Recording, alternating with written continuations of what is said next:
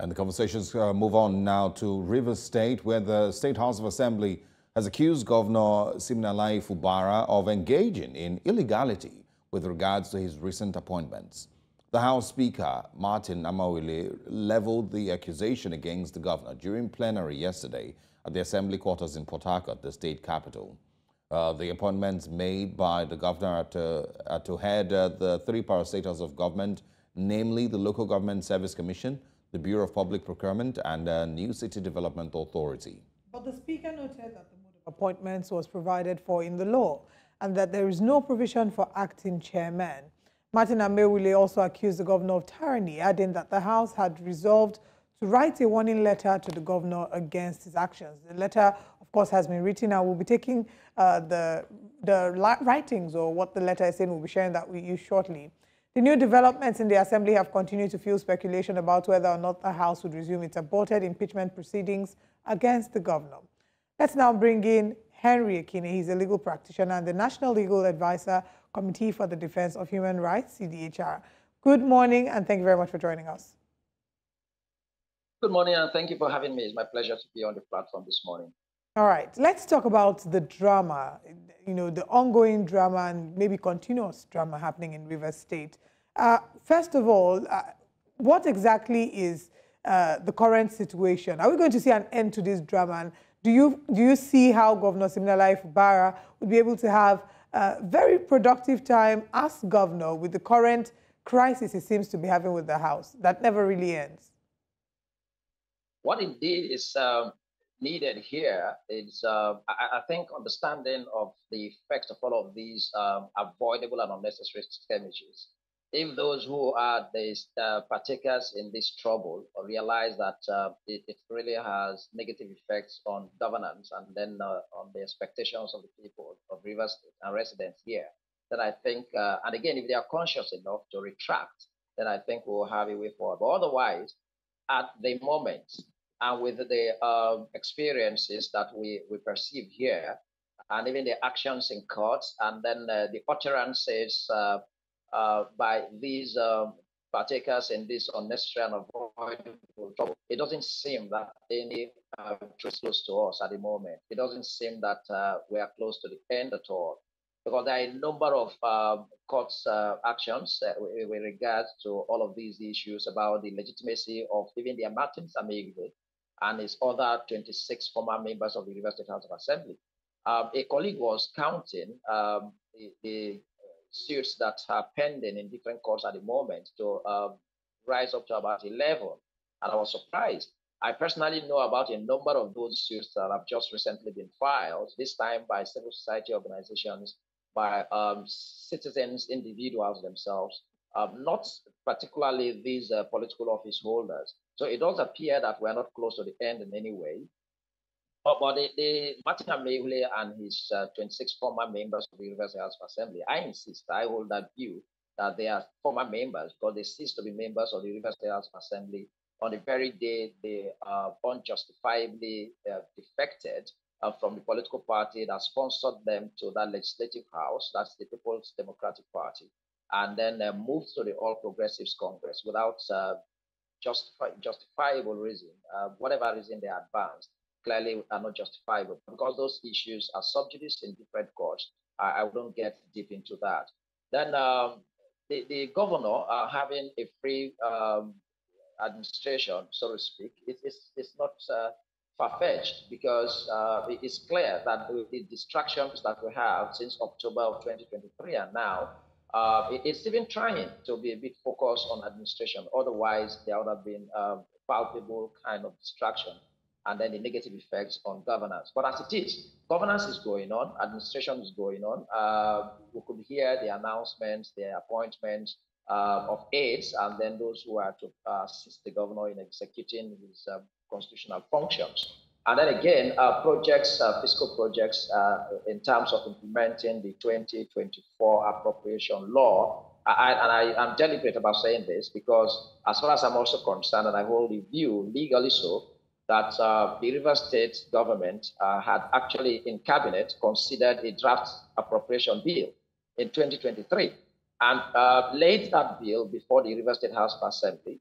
and then which legitimately and duly as required by Constitution, that the powers of the Legislative House are exercised through bills. It could be executive bill in this nature of appropriation bill. And the Rivers State House of Assembly had considered that in 2023, got through the first reading, the second reading, the committee stage, could be a committee of the whole House, and then the third reading, and transmitted that bill to the governor, who assented publicly. And so we have an appropriation law, if you like, the budget for financial year 2024, which has already been implemented. Because the fact that government is going on and then payments are being made, salaries are paid, based on the appropriation, on the 2024 appropriation law, and then projects are being implemented, executed, payments are being made. Even the legislature themselves, it does appear that the government, anytime, any way this year, had expended or released any money to them, then it would be part of the implementation of the 2024 appropriation law. And that law has not been repealed. So the government is going on to a large extent. And relatively, there is peace here. Despite the unnecessary and avoidable crisis, we really haven't had serious threatening crisis with regard to that. So it's been within the sphere of the political office holders in terms of probably the legal contestations that we really have. So at least the participants have been able to consider themselves bound by the decisions of court, one way or the other, except that there are conflicting decisions in most of these areas. But they seem to hold the decisions that are favorable to them. But that's worrisome as well. All right. I want to ask, for those who are still a little unclear about whether these House of Assembly members are, legal or illegal. If you defect to another party, can they argue that because they hadn't gone through the process of, the documentation of, or rather the full registration process with the APC, can it be said that they maybe didn't fully defect and they are still members of the PDP, and so, they are still legally members of the, Rivers State House of Assembly? Is there any loophole here with which they can claim to still be members of the PDP and, should not be kicked out of the Rivers State House of Assembly? Help us understand, that part. And then also, I'm hearing that we also heard yesterday that Edison here, I think, has now been made Chief of Staff to the Rivers State Governor. Can you help us clarify that? How do these political, tussles happen, work rather in Rivers State going forward? Yeah, thank you. Let me take off from the first to clarify the process of procedure, constitutional procedure with respect to defection of legislators in a legislative house. There is no requirement as to formalizing registration with the new political party. What the Constitution or the law really is at the moment is that the defecting legislator will, on the floor of the House, write to the Speaker of that House or the President, if it is the Senate, as the case may be, and then communicating his movement from the sponsoring political party, the political party that sponsored him to that legislative house, to the new political party. And of course, perhaps advancing some reasons, because apparently the provision of Section 109, subsection 1G is a positive provision. Positive provision in the sense that it is definite and direct, that if this happens, that's the automatic outcome. That is, if you defect, then automatically you have vacated. Provisor in provisions in Constitution are to give conditions for some exception. That's how constitutions should be interpreted, that there is a definite positive provision of that principal section, that is Section 109, subsection 1G, that if you defect, you have automatically, and that's what the Supreme Court has said, the effect of that defection is automatic vacation, cessation of that office. You no longer are a member of that house. So the only way to do that is to communicate the Speaker, and that had happened in Rivers State House of Assembly. All 26 other members wrote to Mr. Speaker, and on the floor of the House in plenary, on that day, that very fateful, of course, for me, a dark day for them, they actually read out those communications by each of them and then they publicly have defected. Now you ask about the formalization of their membership of the political party. That is outside of the Constitution. The Constitution of the Federal Republic of Nigeria only established political parties, but vests the power to make constitutions for themselves and then procedures and other regulations within the political party. So it is not the Constitution of the Federal Republic of Nigeria or any law of the National Assembly that will provide as to how to be a member of a political party. So that is left for the All Progressives Congress to say whether these individuals have become members of their party by fulfilling other internal conditions of that party. But on the face of the Constitution, with respect to elected members of the Legislative House, at that point, they are not seen as members of political parties, but they are legislators of that Legislative House. It is when they do that communication. So in Rivers State, they have done that communication. So there is no doubt about their defection. There is no loophole for them to come the roundabout way to say, oh, no, we are still members of the People's Democratic Party. And as a matter of fact, they have all clearly, even up to this moment, they are sitting purportedly, because for me, they are not members of the House of Assembly. They are not sitting or convening or summoning sittings of the Rivers State House of Assembly. They are probably meeting as committee of friends somewhere. So just to be clear, clear, whatever agreement that they reached with Mr. President Siminalayi Fubara and Nyesom Wike on all the terms and conditions of that agreement do not apply. Is that what you're saying as well? No, they don't apply. You cannot subvert any provision of the Constitution with any kind of agreement by anybody. It doesn't matter whether the person is as highly placed as Mr. President. And let me say the foundation to this in our Constitution. Section 1 of the Constitution has made the Constitution supreme, and that every provision of that Constitution has binding force on all persons and authorities. And that includes Mr. President, and then the office of Mr. President as an authority. So, and again, as the seventh schedule to the Constitution, Mr. President has taken an oath of allegiance before he assumed office. And what is the effect of that oath? That he stands to protect, defend, and uphold all of the provisions of that Constitution. And as a matter of fact, ensure compliance by anybody. That's the oath that Mr. President, the Minister of the Federal Capital Territory, the Governor of Rivers State, and then all the legislators had taken. So it meant that if you were even going to any mediation of any kind on any issue that may be presented before you, was expected that once any of those issues relate to provisions of the Constitution, you were to be guided by the provisions of the Constitution, not any discretion or any arbitrariness. You see, when we continue to profess here that we should uphold the rule of law, sometimes we seem not to understand what indeed the rule of law means. It is indeed the supremacy of the law.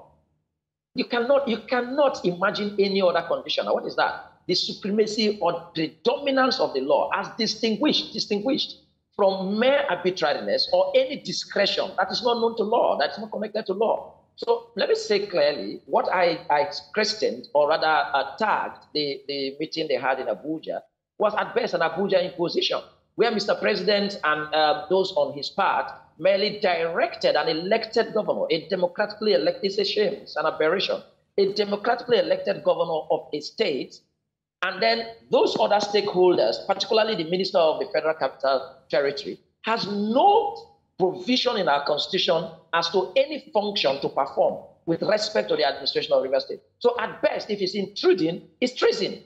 All right. And we haven't looked at that at all. Mr. President looked the other way and then directed the governor of Rivers State to come back and then recognize people who the Constitution has already clearly, without any doubt, unambiguously declared non-members of the Rivers House of Assembly. So there is no way that purported 8-clause agreement will override the Constitution of the Federal Republic of Nigeria. That's the summary of it.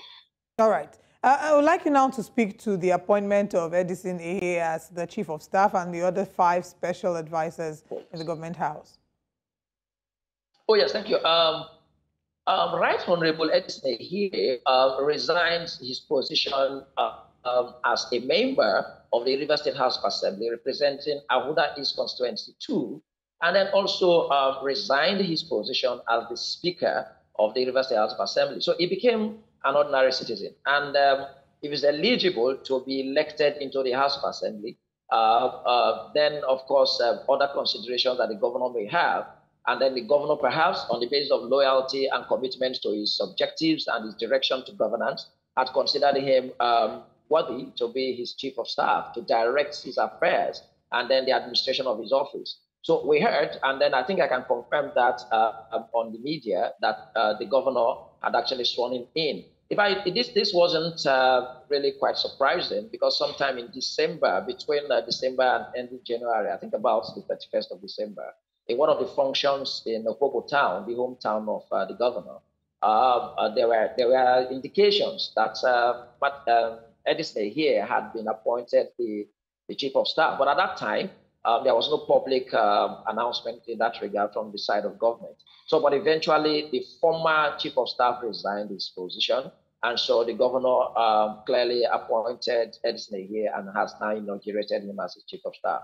Edison here has demonstrated, I'm not speaking for the governor, but watching from the sidelines, the events and activities that have gone on since October and now, Edison here had demonstrated some commitment and loyalty to the governor in relation to all of these skirmishes and crises in Rivers State.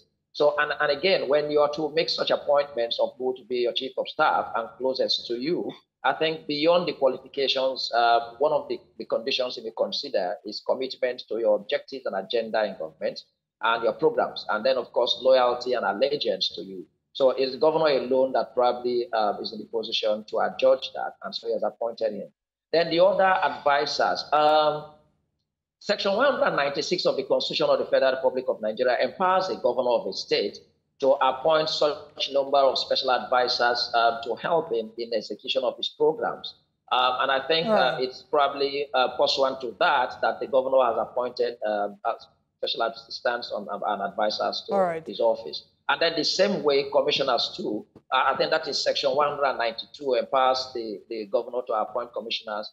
And then further in 193, to assign responsibilities and functions to him. And let me quickly say this, that in Rivers State, oh yes, please. Okay, let me quickly say this, if you permit. In Rivers State, controversially, we woke up someday and heard that the clerk of the purported House of Assembly under Amaewhule, which of course is not, had announced some invitation of some 9 former members of the cabinet, commissioners who resigned their positions willingly, to appear before the House for screening.